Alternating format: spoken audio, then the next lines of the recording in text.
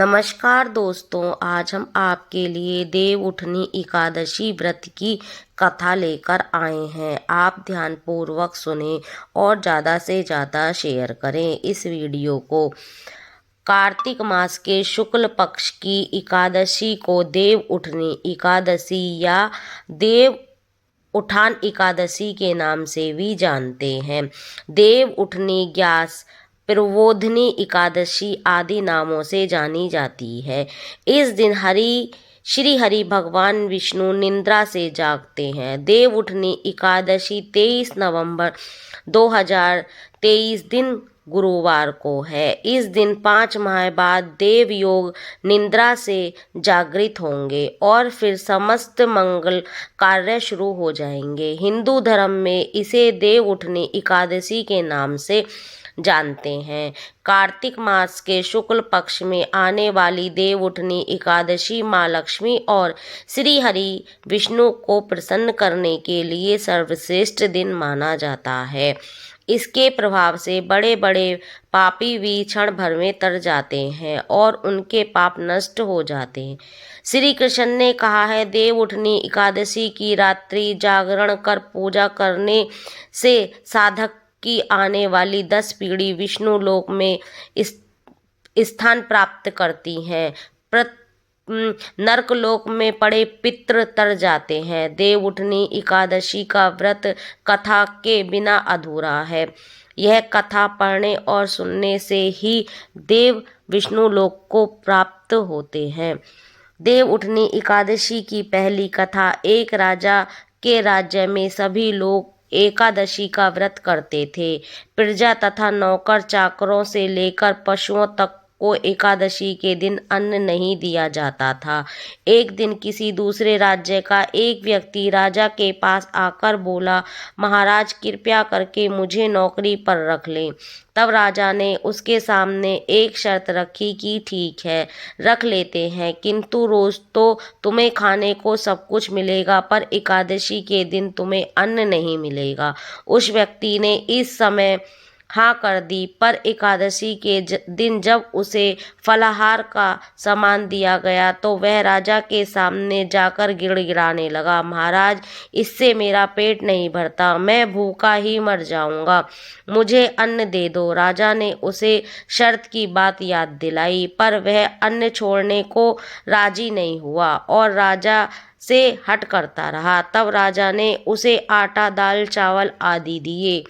वह नित्य की तरह नदी पर पहुंचा और स्नान कर भोजन पकाने लगा। जब भोजन बन गया तो वह भगवान को बुलाने लगा, आओ भगवान, भोजन तैयार है। उसके बुलाने पर पीताम्बर धारण किए भगवान चतुर्भुज रूप में आ पहुँचे तथा प्रेम से उसके साथ भोजन करने लगे। भोजन आदि करके भगवान अंतर ध्यान हो गए तथा वह अपने कार्य पर चला गया।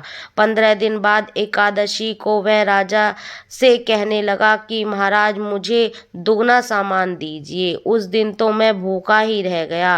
राजा ने कारण पूछा तो उसने बताया कि हमारे साथ भगवान भी खाते हैं, इसीलिए हम दोनों के लिए यह सामान पूरा नहीं होता।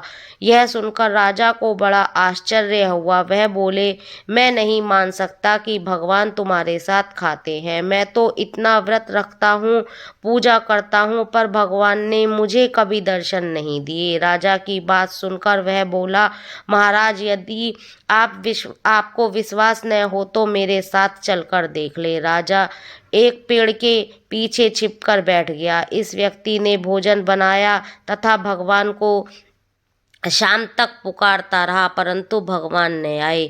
अंत में उन्हें कहा, हे भगवान, यदि आप नहीं आए तो मैं नदी में कूदकर प्राण त्याग दूंगा। लेकिन भगवान नहीं आए।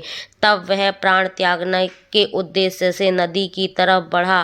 प्राण त्यागने का उसका दंड इतना जान शीघ्र ही भगवान ने प्रकट होकर उसे रोक लिया और साथ बैठकर भोजन करने लगे।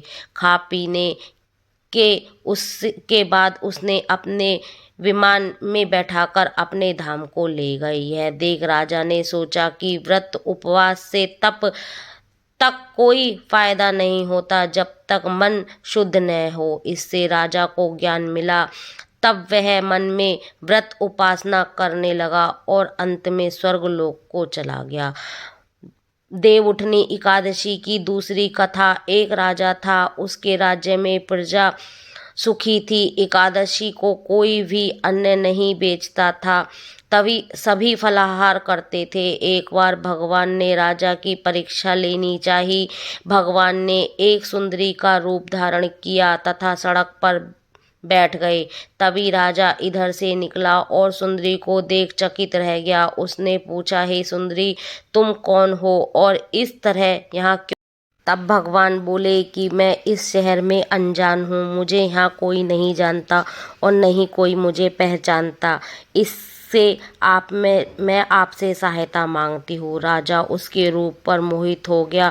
वह बोला, तुम मेरे महल में चलकर मेरी रानी बनकर रहो। सुंदरी बोली, मैं तुम्हारी बात मानूंगी, पर तुम्हें राज्य का अधिकार मुझे सौंपना होगा। राजा पर मेरा पूर्ण अधिकार होगा। मैं जो भी बनाऊंगी तुम्हें खाना होगा। राजा उसके रूप पर मोहित था, अतः उसकी सभी शर्तें स्वीकार कर ली। अगले दिन एकादशी थी। रानी ने हुक्म दिया कि बाजारों में अन्य दिनों की तरह अन्न बेचा जाए। उसने घर में मांस मच्छी आदि पकाए तथा परोस कर राजा के खाने के लिए कहा। यह देखकर राजा बोला, रानी, आज एकादशी है, मैं तो केवल एकादशी के दिन फलाहार करता हूँ। तब रानी ने शर्तों को याद दिलाया और बोली, या तो खाना खाओ, नहीं तो मैं बड़े राजकुमार का सिर काट दूंगी। राजा ने अपनी स्थिति बड़ी रानी से कही तो बड़ी रानी बोली, महाराज, धर्म न छोड़ें, बड़े राजकुमार का सिर दे दें। पुत्र तो फिर मिल जाएगा पर धर्म नहीं मिलेगा। इसी दौरान बड़ा राजकुमार खेलकर आ गया। माँ की आंखों से आंसू देखकर वह रोने का कारण पूछने लगा तो माँ ने उसे सारी वास्तविक परिस्थिति बता दी। तब वह बोला, मैं सिर देने के लिए तैयार हूँ। पिताजी के धर्म की रक्षा होगी, जरूर होगी। आज दुखी मन से राजकुमार का सिर देने को राजा तैयार हो गया। रानी के रूप से भगवान विष्णु ने प्रकट होकर असली बात बताई। राजन, तुम इस ठीक परिस्थिति में पास हुए। भगवान के प्रसन्न मन से राजा से भगवान ने वर मांगने को कहा तो राजा बोला, आपकी दया से मेरे पास सब कुछ है, हमारा उद्धार करें। उसी समय वहां एक विमान उतरा। राजा ने अपना पुत्र को सौंपकर विमान में बैठकर विष्णु धाम को चला गया। बोलो एकादशी माता की जय।